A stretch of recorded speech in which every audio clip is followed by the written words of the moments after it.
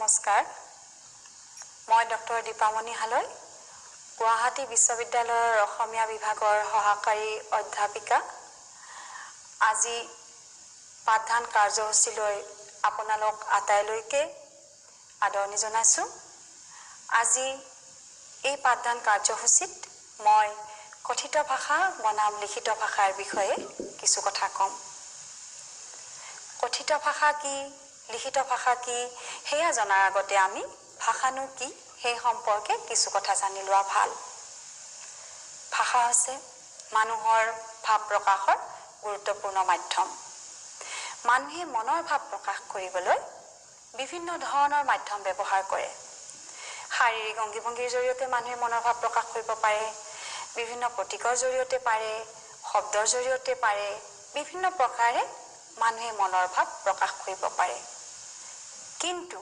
এই সকলো মাধ্যমৰ ভিতৰত ভাষা হৈছে আটাইতকৈ গুৰুত্বপূৰ্ণ কাৰণ ভাষাৰ জৰিয়তে মানুহে যিমান বহল পৰিৱেশত ভাৱ ব্যক্ত কৰিব পাৰে হেয়া আন মাধ্যমৰ জৰিয়তে নোৱাৰে সেইকাৰণে ভাষাক আটাইতকৈ গুৰুত্বপূৰ্ণ যোগাযোগৰ মাধ্যম বুলি কোৱা হয় এইখিনিতে আমি আৰু এটা কথা মনত ৰখা ভাল মানুহেই হৈছে ভাষা ক'ব পৰা একমাত্ৰ প্ৰাণী আন জীৱ-জন্তুৰ তুলনাত মানুহৰ শ্ৰেষ্ঠত্ব ভাষা আহৰণৰ ক্ষমতাৰ ক্ষেত্ৰতে আমি দেখা পাওঁ আন জীৱ-জন্তুও ভাষা ক'ব পাৰে মাত মাতিব পাৰে কিন্তু মানুহে যি ধৰণে নতুন পৰিস্থিতিত প্ৰয়োজন অনুসৰি নিজৰ ভাৱ ব্যক্ত কৰি গৈ থাকিব পাৰে আন জীৱ-জন্তুৰ সেই ক্ষমতা নাই তাতকৈ ডাঙৰ কথা মানুহে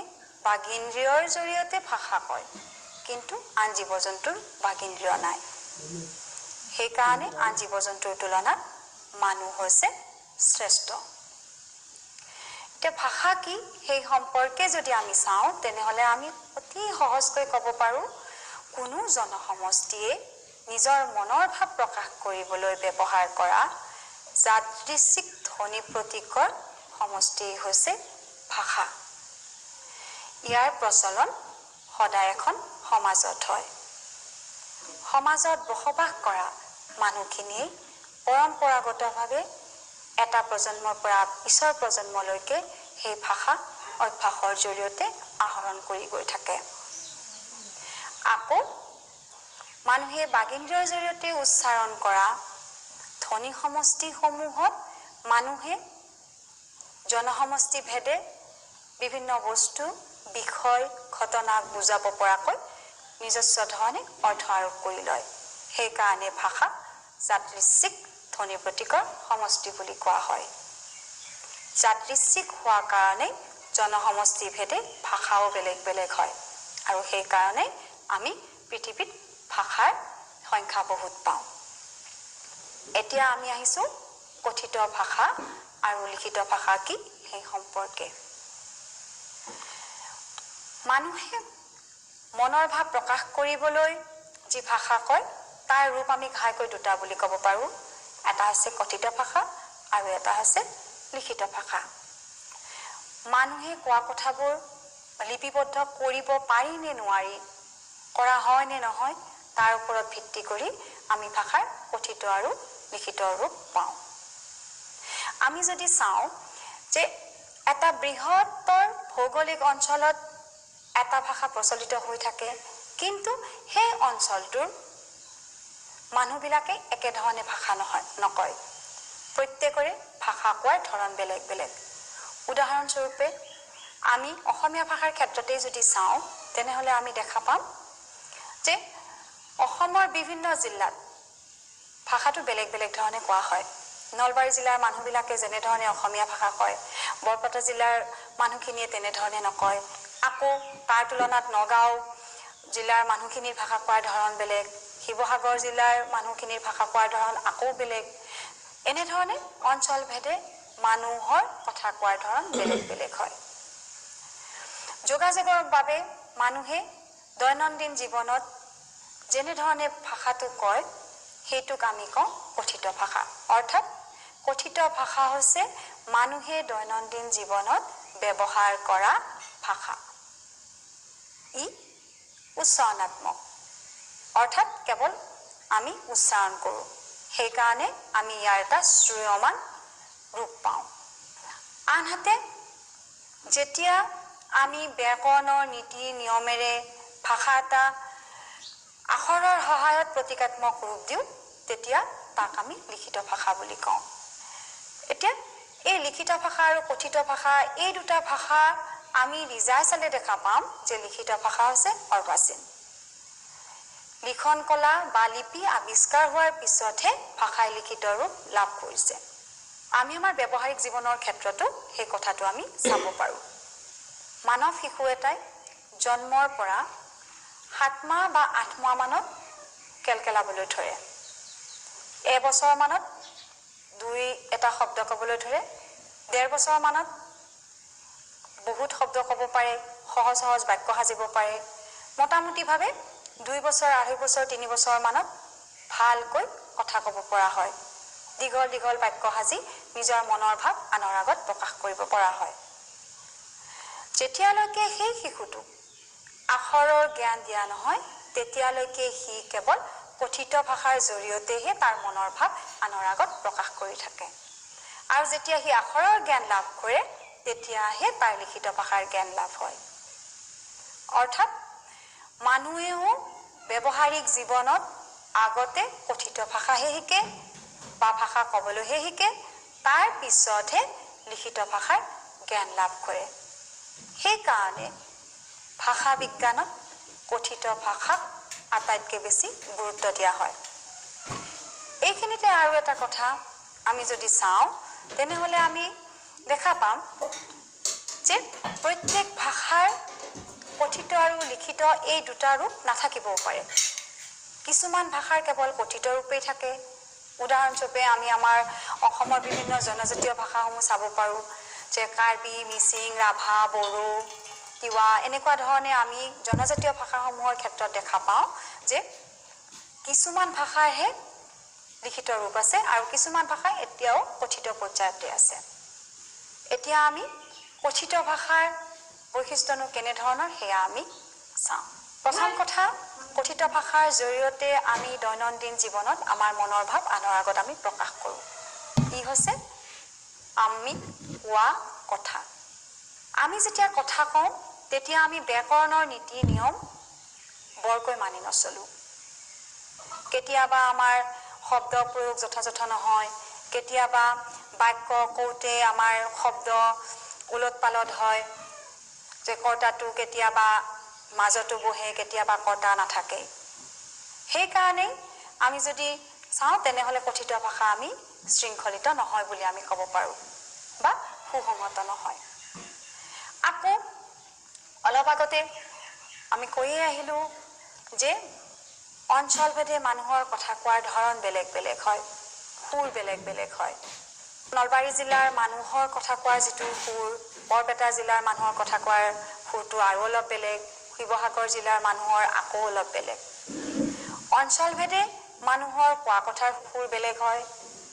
একেধৰণে এটা অঞ্চলত বসবাস কৰা মানুহৰো কথাৰ সুৰ বেলেগ বেলেগ হয়। কোনোবাই অলপ বেছি লেনিয়াই কথা কয়, কোনোবাই খৰকৈ কয়। দৰাচলতে আমি যেতিয়া কথা কওঁ, তেতিয়া আমি এটা লয়ত কথা কওঁ।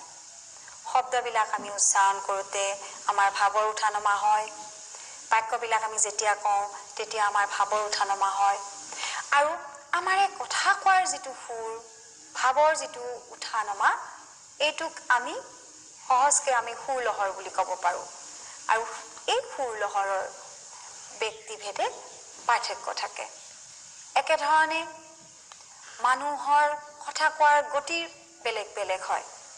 কিছুমান মানুহে বহুত খৰকৈ কথা কয়, কিছুমান মানুহে লাহে লাহে কয়, কিছুমান মানুহে এটা মধ্যমীয়া গতিত কয়। গতিকে কোৱাৰ গতিবেগ বেলেগ বেলেগ হ'ব পাৰে। একেধৰণে সকলো মানুহে যেতিয়া কথা কয়, তেতিয়া সকলোৱে শব্দ উচ্চাৰণ কৰে, সকলোৱে শব্দ লগ লগাই বাক্য কয়।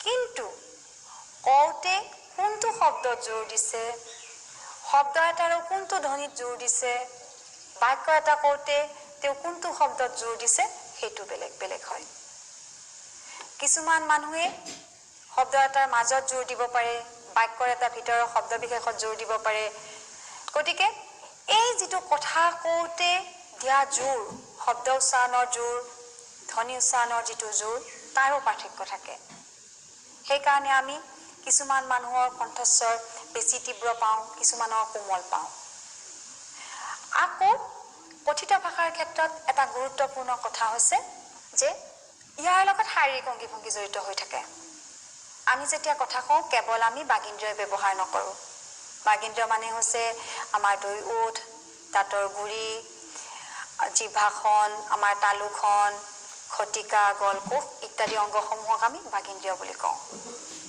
কথা কওঁতে কেৱল আমি বাগিন্দ্ৰই ব্যৱহাৰ নকৰো আমি কি ভাবিছো আমাৰ মনৰ ভিতৰত কি চলি আছে তাৰো প্ৰকাশ আমাৰ কথিত ভাষাত ঘটে আৰু সেই প্ৰকাশটো স্পষ্ট হৈ উঠে ব্যক্তি এজনৰ শাৰীৰিক অংগী-ভংগীৰ জৰিয়তে আমি কোনোবা ব্যক্তিৰ খং উঠিছে নে তেওঁ ভয় খাইছে নে তেওঁ বিৰক্ত হৈছে কিবা তেওঁৰ বেয়া লাগিছে সেই ভাৱটো মানুহজনৰ কথাৰ লগে লগে সেই মানুহজনৰ শাৰীৰিক অংগী-ভংগী তেওঁৰ মুখমণ্ডলতো স্পষ্ট হৈ উঠে কথিত ভাষাৰ ক্ষেত্ৰত আমি আকৌ দেখা পাওঁ যে মানুহৰ কোৱা কথা পৰিৱৰ্তন হৈ থাকে এই মাত্ৰ মানুহ এজনে কিবা এটা ক'লে সেই কথাটো তেওঁ ভুল বুলি বুজি তেওঁ আকৌ তাক শুধৰাব পাৰে সেইটো হয় আকৌ এটা সময়ৰ ব্যৱধানত 5 বছৰ 10 বছৰ 15 বছৰ এনেকুৱা ব্যৱধানতো মানুহৰ কথিত ভাষাৰ পৰিৱৰ্তন হৈ থাকে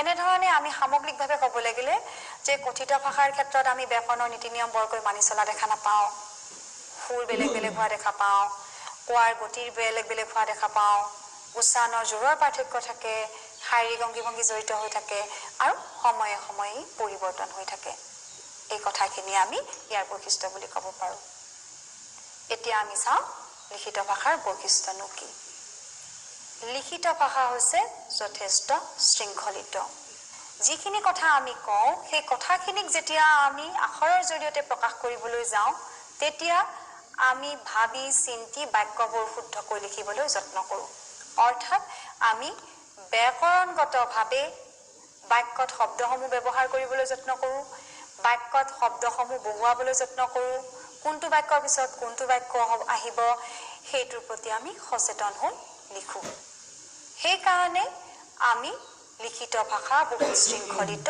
আৰু সুসংহত বুলি ক'ব পাৰোঁ লিখিত ভাষা এটা গুৰুত্বপূৰ্ণ বৈশিষ্ট্য হৈছে ই দৃশ্যমান অৰ্থাৎ আমি যেতিয়া লিখিবলৈ যাওঁ তেতিয়া আমি উচ্চাৰিত ধ্বনিক একতা আখৰৰে আমি ৰূপ দিওঁ অৰ্থাৎ ইয়াক আমি আখৰলৈ পৰিৱৰ্তন কৰোঁ ধ্বনি আমি দেখা নাপাওঁ ধ্বনি কেৱল শ্ৰুয়মান আমি কেৱল শুনিবহে পাৰোঁ কিন্তু আখৰ আমি দেখা পাওঁ সেই কাৰণে ই দৃশ্যমান আৰু দৃশ্যমান হোৱাৰ কাৰণে আমি যেতিয়া লিখোঁ আমি লিখা কথাখিনি আমি পঢ়িব পাৰোঁ গতিকে লিখিত ভাষা পঠনযোগ্য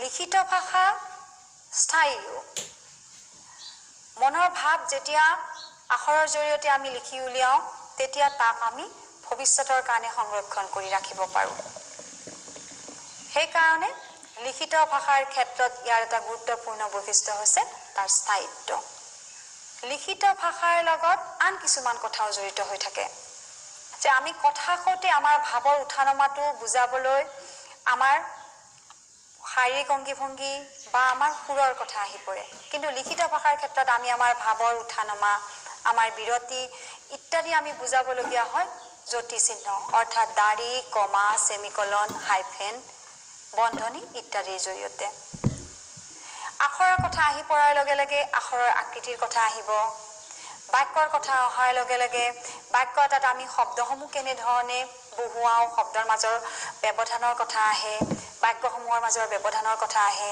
আকৌ আমি যিখিনি কথা লিখিম সেই কথাখিনিক আমি শাৰী শাৰী হিচাপত লিখি পেলাই আমি এটা অনুচ্ছেদ তৈয়াৰ কৰোঁ গতিকে অনুচ্ছেদ বিভাজনৰ কথা আহে অধ্যায় বিভাজনৰ কথা আদি আহি পৰে লিখিত ভাষাৰ ক্ষেত্ৰত আন এটা মন কৰিবলগীয়া দিশ হৈছে ইয়াৰ সমৰূপতা।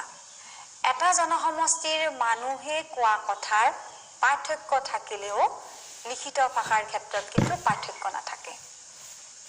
কথিত ভাষাৰ সুৰৰ পাৰ্থক্য থাকে, গতিৰ পাৰ্থক্য থাকে, জোৰৰ পাৰ্থক্য থাকে, কিন্তু সেই জনসমষ্টিৰ মানুহে যেতিয়া একেধৰণে লিখে তেতিয়া সেই তেওঁলোকৰ লিখিত ভাষাৰ ক্ষেত্ৰত আমি পাৰ্থক্য দেখা নাপাওঁ। উদাহৰণস্বৰূপে আমি এটা বিষয় বাছি দি যদি আমি 15জন 20জনৰ মানুহৰ গোট এটা গঠন কৰি লওঁ আৰু তেওঁলোকক এটা বিষয় যদি লিখিব দিওঁ তেনেহ'লে তেওঁলোকে লিখাৰ ধৰণটো একে ধৰণৰ হ'ব। শাৰীৰ ব্যৱধান, বাক্যৰ ব্যৱধান, শব্দৰ প্ৰয়োগ, বাক্যৰ গঠন মোটামুটিভাৱে একেই থাকিব। সেইকাৰণে লিখিত ভাষাৰ এটা গুৰুত্বপূৰ্ণ বৈশিষ্ট্য বুলি আমি সমৰূপতা ক'ব পাৰোঁ। এতিয়া আমি কথিত ভাষা আৰু লিখিত ভাষা সম্পৰ্কে যিখিনি কথা কৈ আহিলোঁ তাৰ ভিত্তিত যদি আমি সাদৃশ্য কি আছে ইহঁতৰ সেই সম্পৰ্কে চাওঁ তেনেহ'লে আমি ক'ব পাৰোঁ কথিত ভাষা আৰু লিখিত ভাষাৰ গাঁথনিক উপাদান একে। ধ্বনি, ৰূপ, বাক্য আৰু অৰ্থ এই 4টা উপাদানেৰে কথিত ভাষা আৰু লিখিত ভাষা গঠিত। ভাষা আমি কওঁৱেই বা লিখোৱেই, উভয়ৰে লগত প্ৰসংগ, পৰিস্থিতি এই দুটা বিষয় জড়িত হৈ থাকে। আমি প্ৰসংগক্ৰমে কথা কওঁ, পৰিস্থিতিত আমি কথা কওঁ, একেধৰণে আমি প্ৰসংগক্ৰমে আমি লিখোঁ, পৰিস্থিতি এটাৰ ভিত্তিত আমি লিখোঁ। গতিকে কথিত ভাষা আৰু লিখিত ভাষা উভয়ৰে ব্যৱহাৰৰ ক্ষেত্ৰত প্ৰসংগ আৰু পৰিস্থিতি সদায় থাকে। এতিয়া পাৰ্থক্যৰ বিষয়ে আমি চাওঁ। কথিত ভাষা লিখিত ভাষাৰ প্ৰধান পাৰ্থক্যটো হৈছে কথিত ভাষা শ্ৰেয়মান, কাৰণ ই উচ্চাৰণাত্মক। আনহাতে লিখিত ভাষা দৃশ্যমান, কাৰণ ইয়াক আমি আখৰ বা লিপিৰ সহায়ত লিখোঁ। কথিত ভাষা শ্ৰেয়মান হোৱা হেতুকে কথিত ভাষা অস্থায়ী। মানুহে কথা কয় আৰু কোৱা শেষ হোৱাৰ লগে লগে সি অতীত হৈ পৰে, তাক আমি ধৰি ৰাখিব নোৱাৰোঁ। ব্যক্তিয়ে মনত ৰাখিব পাৰে যদিও সেই স্মৃতিও বহুত বেছি আমি স্থায়ী বুলি ক'ব নোৱাৰোঁ। কিন্তু একেখিনি কথা যদি আমি লিখি উলিয়াওঁ তেনেহ'লে বা লিপিবদ্ধ কৰোঁ তেনেহ'লে তাক আমি ভৱিষ্যতলৈকে সংৰক্ষণ কৰিব পাৰোঁ। সেইকাৰণে আমি ক'ব পাৰোঁ কথিত ভাষা অস্থায়ী, লিখিত ভাষা স্থায়ী। আৰু এটা গুৰুত্বপূৰ্ণ পাৰ্থক্য হৈছে যে কথিত ভাষাৰ তুলনাত লিখিত ভাষা বহুত বেছি শৃংখলিত আৰু প্ৰণালীবদ্ধ। কথা কওঁতে আমি ব্যাকৰণৰ নীতি নিয়ম সিমান মানি নচলোঁ, অৰ্থাৎ আমি বাক্যটো শুদ্ধকৈ কৈছোঁ নে নাই, শব্দই আমি ভুলকৈ উচ্চাৰণ কৰিলোঁ নেকি, সেইটো আমি সিমানখিনি ভাবি চিন্তি নকওঁ। কিন্তু যেতিয়া আমি লিখোঁ তেতিয়া আমি ভাৱ অনুসৰি শব্দ যিমান পাৰি সিমান আমি যথাযোগ্যভাৱে ব্যৱহাৰ কৰিবলৈ চাওঁ, বাক্য আমি শুদ্ধ ৰূপত লিখিবলৈ চাওঁ। সেইকাৰণে কথিত ভাষাৰ তুলনাত আমি লিখিত ভাষা বেছি শৃংখলিত আৰু প্ৰণালীবদ্ধ বুলি ক'ব পাৰোঁ। আকৌ এটা কথা আছে যে লিখিত ভাষা সময় আৰু স্থান ইয়াৰ দ্বাৰা আমি আবদ্ধ কৰি ৰাখিব নোৱাৰোঁ। সময় আৰু স্থানৰ সীমা অতিক্ৰম কৰিও লিখিত ভাষা যোগাযোগত ব্যৱহাৰ হ'ব পাৰে, কাৰণ ইয়াক আমি সংৰক্ষণ কৰি ৰাখিব পাৰোঁ। গতিকে আমি এঠাইত লিখা কিতাপ এখন আমি যদি আন ঠাইত যদি আমি পাব পাৰোঁ তেনেহ'লে তাৰ যিটো ভাৱ, তাত সংৰক্ষিত হৈ থকা যি জ্ঞান সি আন মানুহে তাক অৰ্জন কৰিব পাৰে। তাৰ যিখিনি লেখকৰ যিটো মনৰ ভাৱ সি আনলৈকো যাব পাৰে, বহুত দূৰলৈকো সি সম্প্ৰসাৰিত হ'ব পাৰে। কিন্তু কথিত ভাষা যদি আমি বাণীবদ্ধ নকৰোঁ তেনেহ'লে তাৰ সেই সুবিধাটো আমি নাপাওঁ। আকৌ এটা কথা হৈছে যে কথিত ভাষাত সময়, সুৰ, জোৰ, গতি আদি যিবিলাক ধাৰণা জড়িত হৈ থাকে লিখিত ভাষাৰ লগত কিন্তু সেইবিলাক ধাৰণা জড়িত হৈ নাথাকে। লিখিত ভাষাৰ লগত জড়িত হৈ থকা বিষয়সমূহ বেলেগ বুলি আমি ইতিমধ্যে পায়ে আহিছোঁ। লিখিত ভাষাৰ লগত জড়িত হৈ থাকে জ্যোতিচিহ্নৰ ধাৰণা, লিখিত ভাষাৰ লগত জড়িত হৈ থাকে আখৰৰ আকৃতি, বাক্যসমূহৰ ব্যৱধান, শব্দৰ মাজৰ ব্যৱধান, অনুচ্ছেদ বিভাজন, অধ্যায় বিভাজন, বা সেই লিখিত ভাষা যদি তাক যদি আকৌ মুদ্ৰিত কৰা হয় তেনেহ'লে তাত মুদ্ৰণৰ আন কিছুমান বিষয়ো জড়িত হৈ থাকে। কিন্তু কথিত ভাষাৰ ক্ষেত্ৰত সেইটো নাই। আমি যদি একেটা বিষয় হুবহু একেটা বিষয়ে আমি যেতিয়া কওঁ, আমাৰ কোৱাৰ যিটো সুৰ বা যিটো সুৰলহৰ, যিটো তীব্ৰতা, যিটো জোৰ, তাক আমি হুবহু ৰূপত আমি লিখিত ৰূপত প্ৰকাশ কৰিব নোৱাৰোঁ। আমি আমাৰ মনৰ ভাৱৰ যি উঠা নমা বা আবেগ অনুভূতি, তাক প্ৰকাশ কৰিবৰ কাৰণে আমি জ্যোতিচিহ্নৰ ধাৰণা লওঁ। উদাহৰণস্বৰূপে আমি চাব পাৰোঁ যে ব্যক্তিৰ মনত উদয় হোৱা আশ্চৰ্য ভাৱ, বিস্ময় ভাৱ, এইবিলাক মানুহ এজনে কথা কওঁতে স্পষ্ট হৈ উঠে। তেওঁৰ শাৰীৰিক অংগী ভংগীত স্পষ্ট হৈ উঠে, তেওঁৰ কথাৰ জোৰত স্পষ্ট হৈ উঠে, তেওঁৰ কিমান খৰকৈ তেওঁ কৈছে, কিমান লাহেকৈ কৈছে, কিমান সৰুকৈ কৈছে, কিমান ডাঙৰকৈ কৈছে, সেইবিলাকতেই সেইটো স্পষ্ট হৈ উঠে। কিন্তু লিখিত ভাষাৰ ক্ষেত্ৰত সিমানখিনি স্পষ্ট নহয়। আমি হয়তো প্ৰশ্নবোধক চিন ব্যৱহাৰ কৰিম, আৱেগবোধক চিন ব্যৱহাৰ কৰিম, কিন্তু সেই ভাৱক আমি হুবহু ৰূপত আমি লিখিত ভাষাত প্ৰকাশ কৰিব নোৱাৰোঁ। সেইকাৰণে কিছুমান পণ্ডিতৰ মতে কথিত ভাষাৰ তুলনাত লিখিত ভাষা বহু পৰিমাণে কৃত্ৰিম। আৰু সেইকাৰণে কথিত ভাষাকহে ভাষা বিজ্ঞানৰ ক্ষেত্ৰত বেছি গুৰুত্ব দিয়া হয়। তাৰপিছত আমি যদি কথিত ভাষা আৰু লিখিত ভাষাৰ পাৰ্থক্য সম্পৰ্কে চাওঁ, তেনেহ'লে আমি ক'ব পাৰোঁ জনসমষ্টি এটাৰ সকলো মানুহৰ কথা কোৱাৰ ধৰণ বেলেগ বেলেগ হয়।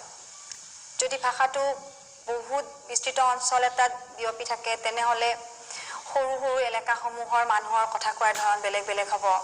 এখন গাঁৱৰ মানুহৰ কথা কোৱাৰ ধৰণ আন এখন গাঁৱৰ মানুহৰ লগত নিমিলিব পাৰে। এটা পৰিয়ালৰ কথা কোৱাৰ ধৰণ আন এটা পৰিয়ালৰ লগত নিমিলিব পাৰে। একেটা পৰিয়ালৰ মানুহকেইজনৰ ভিতৰতো তেওঁলোকৰ কথা কোৱাৰ ধৰণ বেলেগ বেলেগ হ'ব পাৰে। কিন্তু সেই মানুহখিনি যিটো ভাষাত লিখিব, তেওঁলোকৰ কিন্তু লিখাৰ ধৰণ একেই হ'ব। সেইকাৰণে আমি ক'ব পাৰোঁ কথিত ভাষাৰ যিটো ভিন্নতা, সেই ভিন্নতা আমি লিখিত ভাষাৰ ক্ষেত্ৰত আমি নাপাওঁ। আকৌ আমি মন কৰিলে দেখা পাম কথিত ভাষাত ব্যৱহাৰ হোৱা বিশেষ ধৰণৰ শব্দ, বাক্য কিছুমান লিখিত ভাষাত আমি নাপাওঁ। উদাহৰণস্বৰূপে আমি কথাৰ মাজত কিছুমান শব্দ ব্যৱহাৰ কৰোঁ, হয় নেকি, আচ্ছা, কেনে আছে, বাৰু, ঠিক ঠিক, এনেকুৱা ধৰণৰ যিবিলাক শব্দ বা ইংৰাজী ভাষাৰ ক্ষেত্ৰত আমি ব্যৱহাৰ কৰোঁ অ'কে, গুড, এনেকুৱা ধৰণৰ বিশেষ কিছুমান শব্দ বা বাক্যাংশ আমি লিখিত ভাষাত ব্যৱহাৰ নকৰোঁ। অৰ্থাৎ শব্দ, বাক্য কথিত ভাষাতো ব্যৱহাৰ হয়, লিখিত ভাষাতো ব্যৱহাৰ হয়, কিন্তু তাৰ ব্যৱহাৰৰ পাৰ্থক্য আছে। এইখিনিতে আমি আৰু এটা গুৰুত্বপূৰ্ণ কথা ক'ব পাৰোঁ, সেইটো হৈছে যিবিলাক নিষিদ্ধ শব্দ আছে, প্ৰত্যেক ভাষাৰে কিছুমান নিষিদ্ধ শব্দ থাকে। সেই নিষিদ্ধ শব্দ বা গালিগালাজ জাতীয় যিবিলাক শব্দ, সেই শব্দসমূহ লিখিত ভাষাত কেতিয়াও প্ৰয়োগ কৰা নহয়। কথিত ভাষাত সেই শব্দসমূহ মানুহে পৰিস্থিতি বিশেষে ব্যৱহাৰ কৰে, নিজৰ আৱেগ প্ৰকাশ কৰিবৰ কাৰণে ব্যৱহাৰ কৰে। কিন্তু লিখিত ভাষাত তেনে শব্দসমূহ ব্যৱহাৰ কৰাৰ ক্ষেত্ৰত আমি তাত বাধ্যবাধকতা আৰোপ কৰি লওঁ যে এনেকুৱা ধৰণৰ শব্দ লিখোঁতে ব্যৱহাৰ কৰা নহয়। আমি যদি সৃষ্টিশীল সাহিত্যসমূহে যদি চাওঁ, গল্প, উপন্যাস, নাটক, এনেকুৱা ধৰণৰ যদি আমি চাওঁ, আনকি আমি চিনেমাৰ ক্ষেত্ৰতো আমি চাব পাৰোঁ যে গালিগালাজ বাচক যিবিলাক শব্দ আছে, সেই শব্দসমূহ বুজাবৰ কাৰণে হয় দত কিছুমান দি থৈ দিছে বা তেনেকুৱা ধৰণৰ। তাৰ কাষত উপন্যাসিকজনে, গল্পকাৰজনে ব্যাখ্যা কৰি থয় যে এই বুলি সি এটা অশ্লীল শব্দ প্ৰয়োগ কৰিলে, কিন্তু শব্দটো কি সেইটো কিন্তু স্পষ্টকৈ কৈ দিয়া নহয়। গতিকে শব্দ প্ৰয়োগৰ ক্ষেত্ৰত, বাক্যাংশ প্ৰয়োগৰ ক্ষেত্ৰত কথিত ভাষা আৰু লিখিত ভাষাৰ মাজত আমি পাৰ্থক্য দেখা পাওঁ। এনেধৰণে আমি যদি কথিত ভাষা, লিখিত ভাষাৰ পাৰ্থক্য ক'বলগীয়া হয়, তেনেহ'লে আমি প্ৰকাশভংগীৰ পাৰ্থক্যৰ কথা ক'ব পাৰোঁ, তাৰ গাঁথনিক পদ্ধতিৰ আমি পাৰ্থক্যৰ কথা ক'ব পাৰোঁ, স্থায়িত্বৰ কথা আমি ক'ব পাৰোঁ, বা তাৰ সীমাবদ্ধতাৰ আমি কথা ক'ব পাৰোঁ। সীমাবদ্ধতা মানে অৰ্থাৎ কথিত ভাষা এটা বিশেষ পৰিস্থিতিত, বিশেষ স্থান, বিশেষ সময়ৰ কাৰণেহে, কাৰণ কৈ দিয়াৰ লগে লগে সি অতীত হৈ পৰে। কিন্তু লিখিত ভাষাৰ ক্ষেত্ৰত কিন্তু সেইটো নাই, কাৰণ লিখিত ভাষা হৈছে স্থায়ী, ইয়াক আমি সংৰক্ষণ কৰি ৰাখিব পাৰোঁ। আমি কিতাপ আকাৰে তাক সংৰক্ষণ কৰিব পাৰোঁ, আমি তাক চিঠি আকাৰে সংৰক্ষণ কৰিব পাৰোঁ, পত্ৰ আকাৰে আমি তাক সংৰক্ষণ কৰিব পাৰোঁ। অৰ্থাৎ মুদ্ৰণ প্ৰক্ৰিয়াৰ জৰিয়তে আমি তাক স্থায়িত্বটো প্ৰদান কৰিব পাৰোঁ। আৰু চাব গ'লে মানুহৰ সভ্যতা ইমানখিনি পৰ্যায়লৈকে অহাৰ মূলতে হৈছে লিখিত ভাষা বা লিপিৰ আৱিষ্কাৰ। সেইকাৰণে কোৱা হয় মানৱ সভ্যতাৰ সকলো আৱিষ্কাৰৰ ভিতৰত আটাইতকৈ গুৰুত্বপূৰ্ণ আৱিষ্কাৰ হৈছে লিপিৰ আৱিষ্কাৰ। লিপি মানেই হৈছে আখৰমালা। যদি কথিত ভাষাই লিখিত ভাষাৰ মৰ্যাদা নাপালেহেঁতেন, যদি আখৰ আৱিষ্কাৰ নহ'লহেঁতেন, তেনেহ'লে মানুহে প্ৰজন্মৰ পিছত প্ৰজন্ম ধৰি অৰ্জন কৰা জ্ঞান অভিজ্ঞতা ভৱিষ্যতলৈ সংৰক্ষণ কৰি ৰাখিব পৰা নগ'লহেঁতেন। আৰু তেতিয়া মানৱ সভ্যতা একবিংশ শতিকাৰ এই পৰ্যায়ত উপনীত হ'লহেঁতেন নে নাই, তাত সন্দেহৰ অৱকাশ আছে। সেইকাৰণে আমি ক'ব পাৰোঁ যে মানৱ সভ্যতাৰ অগ্ৰগতিৰ মূলতেই হৈছে ভাষাৰ লিখিত ৰূপ। কথিত ৰূপৰ জৰিয়তে আমি মনৰ ভাৱ প্ৰকাশ কৰোঁ, আৰু সেই মনৰ ভাৱক আমি যদি আনলৈকে যদি আমি পঠিয়াবলগীয়া হয়, প্ৰেৰণ কৰিবলগীয়া হয়, পৰৱৰ্তী কাললৈকে যদি আমি তাক ৰাখিবলগীয়া হয়, তেনেহ'লে তাৰ কাৰণে আমাক লিখিত ভাষা লাগিবই, অৰ্থাৎ লিখন কলা আমাক লাগিবই। কিন্তু পৃথিৱীত ব্যৱহাৰ হোৱা সকলো ভাষাৰে লিখিত ৰূপ নাইও, এই কথাটো আমি মনত ৰখা ভাল হ'ব। কিছুমান ভাষাৰ কথিত ৰূপ লিখিত ৰূপ দুইটা ৰূপে আছে। উদাহৰণস্বৰূপে অসমীয়া ভাষাৰ কথা ক'ব পাৰোঁ। আমি ইয়াৰ এটা কথিত ৰূপো দেখা পাওঁ, আমি ইয়াৰ এটা লিখিত ৰূপো পাওঁ। কিন্তু একেখন অসমতে প্ৰচলিত হৈ থকা বিভিন্ন জনজাতীয় ভাষাসমূহ, তিব্বত-বৰ্মীয় ভাষাসমূহৰ ক্ষেত্ৰতে যদি আমি চাওঁ, তেনেহ'লে সকলো ভাষাই এতিয়ালৈকে লিখিত ৰূপ লাভ কৰা নাই।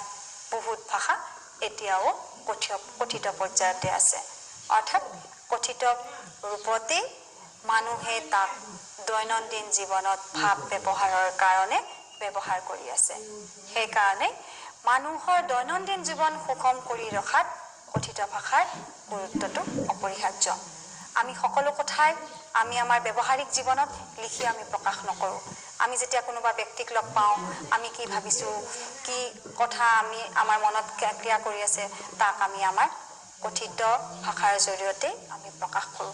আৰু যেতিয়া আমি সেই কথিত ভাষাক ব্যাকৰণৰ নীতি নিয়মেৰে আমি যেতিয়া তাক লিখা ৰূপ দিম, তেতিয়াহে সেই লিখিত ভাষা হ'ব। গতিকে কথিত ভাষা লিখিত ভাষা ই হৈছে মানুহে ভাষাৰ কাৰণে ব্যৱহাৰ কৰা আটাইতকৈ গুৰুত্বপূৰ্ণ মাধ্যমটো দুটা ৰূপ। কথিত ভাষা শ্ৰেয়মান, লিখিত ভাষা দৃশ্যমান। এটাত ধ্বনিৰ ব্যৱহাৰ আৰু এটাত আমি আখৰৰ ব্যৱহাৰ পাওঁ।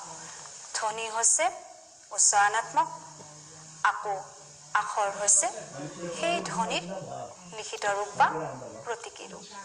গতিকে সামগ্ৰিকভাৱে আমি কথিত ভাষা বনাম লিখিত ভাষা বুলি ক'ব লাগিলে আমি এইখিনি কথাকে ক'ব পাৰোঁ। ধন্যবাদ।